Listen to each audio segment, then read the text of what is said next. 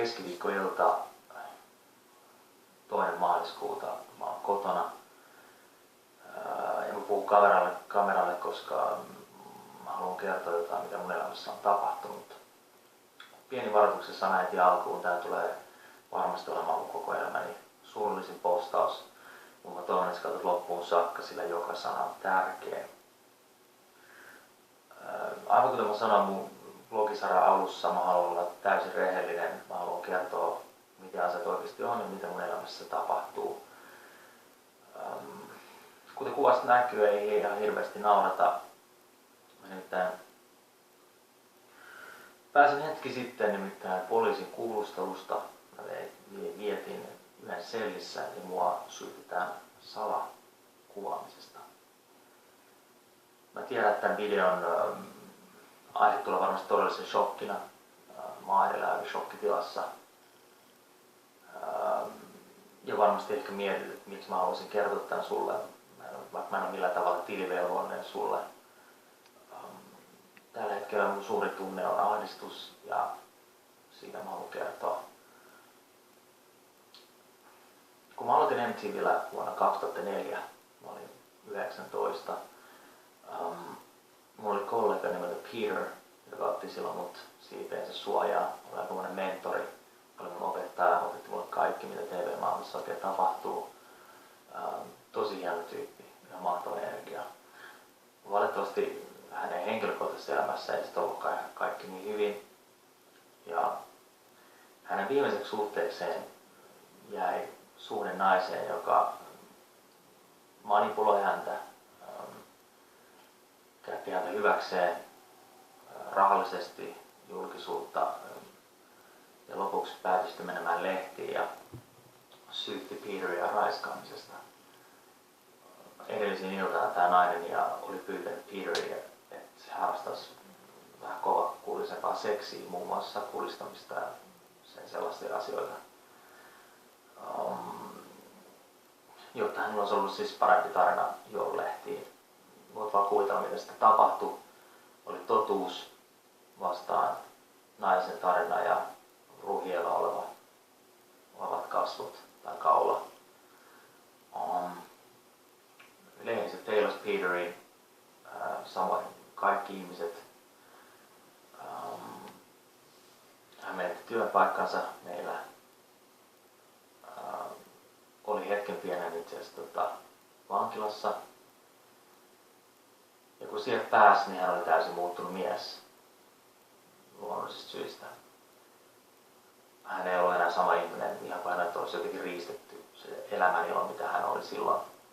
Ja myöhemmin mä sain kuulla, että Peter joi itsensä hengiltä. Se oli mulle rankka vaihe. Yksi mun mentoreista, mun parhaista ystävistä oli poissa. Mä en tietenkään uskon, että mitään tämmöistä voi tapahtua mulle tai kenellekään. Mutta mä päätin, että mä en tulisi antamaan mitään sellaista mahdollisuutta. Ja mä tiedostan, että mun työ ja mun elämä on julkista. Joten mun elämäni saattaa ehkä kiinnostaa vähän muitakin ihmisiä mun lähipiiriin. Sä varmasti ymmärrät. Ja noista Tukholman vuosista lähtien, silloin kun mä asuin siellä, asun ulkomailla ja muutin Suomeen, mulla on aina ollut valvontakamerat kotona. Ja syy on se, että jotta mä en mitenkään joutu samanlaiseen tilanteeseen, mihin Peter joutui. Eli jos näin kävisi, niin mulla olisi siis todistusaineistoa, joka puolustaisi mun tapausta. Ja se oli ainoa syy. Ja se on ainoa syy, miksi mulla on videovalvontaa kotona.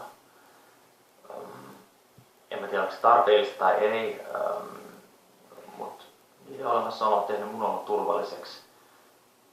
Koska mä oon aina ollut ja varmasti tulen aina olemaankin tosi tarkka mun yksityisyydestä.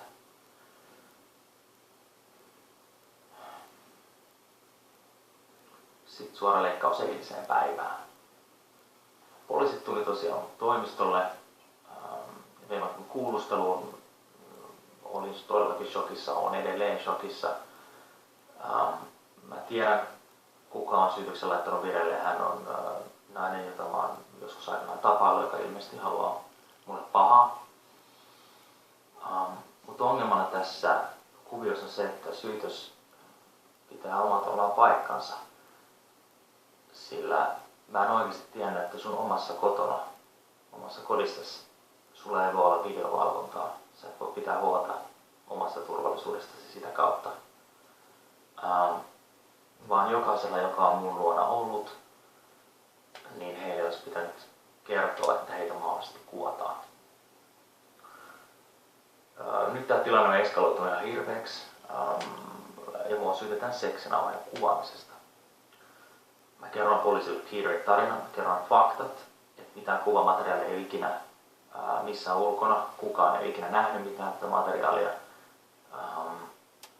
Ja että mä en ikinä tietenkään luonnollisesti tekisi sellaista, koska mä en tekisi. Ja ajattelin, miksi tekisi. Eihän siinä ole niinku mitään järkeä. Se olisi mulle ja mun uralle ihan siis kauhean mahdollinen tilanne. Mä en ikinä tekisi sellaista kenellekään muulle, mä en tietenkään ikinä halusi, että sellaista tapahtuu minulle itselleni. Mutta tää on nyt se tilanne. Ihan ensimmäisen asiana, mitä mä tein, kun mä pääsin kuulustelussa, mä lähetin jokaiselle asianomaiselle, eli naiselle, jota mä olen Suomessa oloni aikana tapaillut viestin. Mä kerron, mitä oli tapahtunut, kerron syyn, kerron Peterin tarinan ja pyysin syvästi anteeksi, koska kyllä mä myös ymmärrän sen, että tämä ei varmasti ole heillekään mikään helppo tilanne. Varsinkin jos poliisi päättää heitä sitten vaikka kuulustella tai kuulla aiheesta. Kirjoitin heille, että heillä ei ole mitään hätää. Sillä kuten sanoin, mitään materiaalia heistä ei ole ulkona. Kukaan ei ole sitä nähnyt. Mä otan kaiken vastuun ja myös syyt, mitä ikinä sitten ne tulee olemaankaan. Mä en tiedä, tuleeko tämä tapaus ikinä nousee mihinkään juorulehtiin tai alkavatko ihmiset juoru musta tai puhua musta pahaa, eikä sillä oikeastaan ole mitään merkitystä. Mä toivon, että sä pystyt arvostamaan sitä, että mä kerron mulle todella vaikean asian vapaaehtoisesti ja julkisesti. Tää video ei siis ole mikään ihme putsausyritys, jota mä oon sen laittanut ulos vaan sen takia, että mä mukavasti jäänyt kiinni. Vaan mä haluaisin saman tien kertoa, mitä on tapahtunut ja rehellisesti kertoa, mitä mä oon tehnyt, miksi ja kertoa, että mä kadun syvästi tekemään asiaa. Fakta on se, että mun elämä, mun koko elämä, ura ja maine on nyt tapetilla tämän tapahtuman vuoksi. Mä en pidä itseäni rikollisena, mä pidän itseäni minkäänlaisena hirviönä.